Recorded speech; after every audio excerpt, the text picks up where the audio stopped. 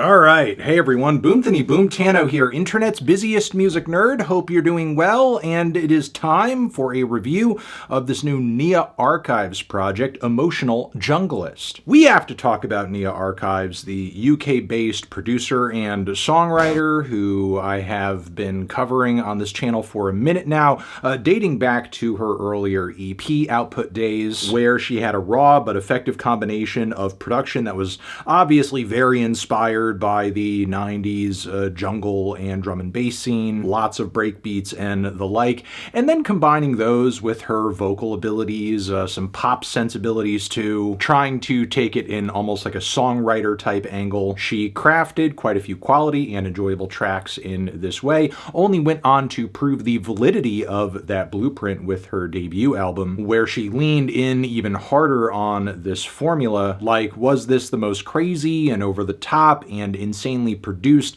combination of drum and bass and jungle for the modern era? No, not necessarily. But what this record may have lacked in avant-garde experimentation or envelope pushing, it more than made up for with catchy songwriting, with really interesting and enjoyable genre fusions, bringing in elements of alt-pop and R&B and neo-soul too. And I think with Nia's follow-up record here, Emotional Junglist, she continues to expand on the groundwork that she laid for her past handful of projects. Not just in terms of the number of genres that you can kind of pick out in her productions on this record, but obviously the emotional range that's displayed across all of these tracks too. Some of the storytelling in her lyrics as well. It's really her using the breakbeat and the BPM range of drum and bass and jungle as kind of a foundation, seeing how many different contexts they can be effectively worked into. So even as Nia is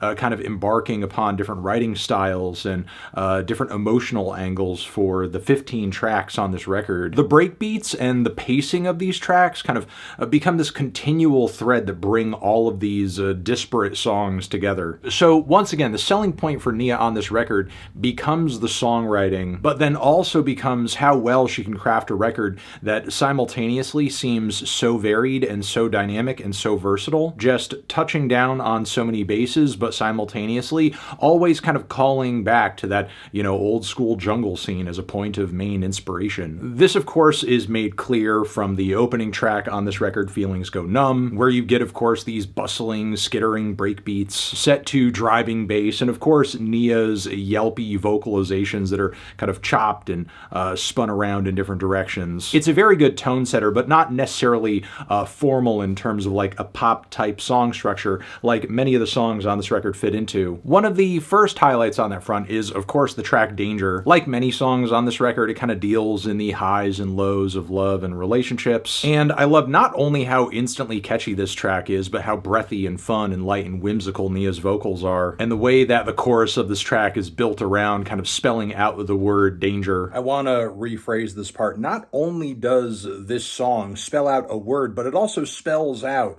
kind of the craziness of this relationship, what kind of holds it together, this fear and hesitation and worry that something bad is going to happen, but also this intense sexual attraction too. Following this vertical is another highlight for me, mostly for the way it's able to twist a lot of these bassline elements into something completely different in terms of vibe. As production-wise, this track is going for something a lot more heavenly, a lot more atmospheric, definitely something that reads like a 2000s era art pop album. Then the next track, This Could Be, doesn't lean as hard into the breaks as many other tracks on here do, but it does hit you with some really crispy percussion and a brisk BPM, and instrumentally, Nia goes for what feels almost like an 80s new wave and synth pop cut, with maybe some The Cure vibes coming off of it, and to just really kind of spell out for the audience how obvious the influence is here. The very final moments of the track feature a beat switch where it just kind of goes 100% into a synth pop instrumental. The following, Dance With Me Tonight, is Nia's attempt at bringing together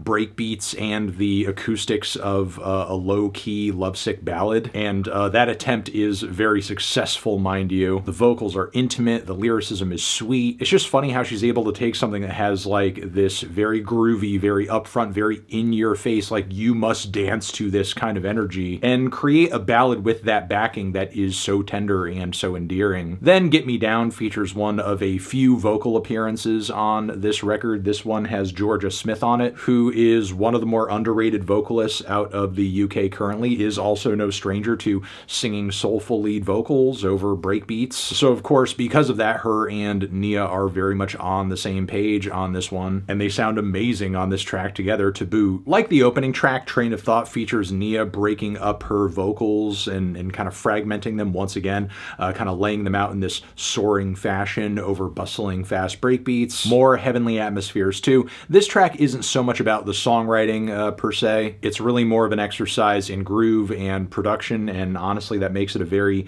interesting middle point on the album, almost like an interlude or a transition piece, but it's an incredibly enjoyable one at that. Then as we move into the second half, the highlights for me continue. I love the blissful idyllic synthesizers all over Superlust, and the way that Nia presents her vocals on that track in such a sweet, sort of dry, upfront way. It really lends itself to the intimate, romantic angle of the song. Meanwhile, this is contrasted with There Goes My Head, which is more of a fraught, tense, and stressful cut with darker atmosphere, some dour guitars, and a lot of lyrics that deal in a sort of romantic paranoia. Then as this record moves into the final leg, Nia continues to sort of show how expansive and versatile she could be with this style of music, with kind of the writing concept of this record. You have the wonderful Tender featuring Sampha, another absolutely gorgeous vocal crossover on the record. And then in The Darkest Hour, especially in the second half of the track, Nia does her best as a student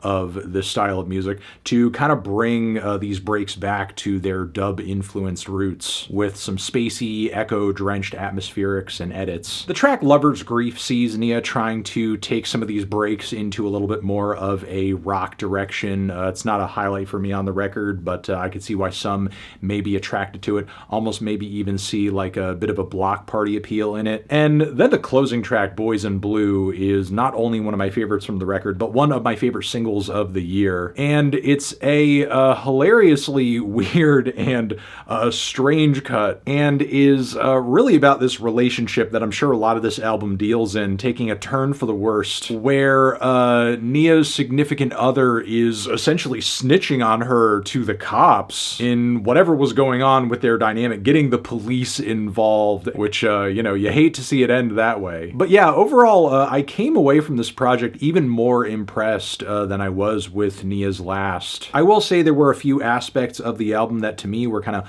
holding it back from absolute perfection. Some of Nia's vocal range limitations do lead to some of her performances feeling a little one note across the album. Plus 15 songs, even if it is just kind of serving a 40-minute runtime, is quite a few. And there were at least a couple of tracks in this track list, either aesthetically or on the songwriting front, I don't feel like added that much to the overall album experience, were a little bit maybe forgettable in comparison with some of the tracks they were surrounded with, be it either Almost Always or Around the Bend right out of the gate. Still, Nia not being the strongest vocalist out there and having, you know, maybe a couple of filler or redundant tracks here and there was not enough to keep me from loving this album, which is why I'm feeling pretty much a strong 8 on this thing. Transition, have you given this album a listen? Did you love it? Did you hate it? What would you rate it? You're the best, you're the best. What should I review next? Hit the like if you like. Please subscribe and please don't cry. Hit the bell as well.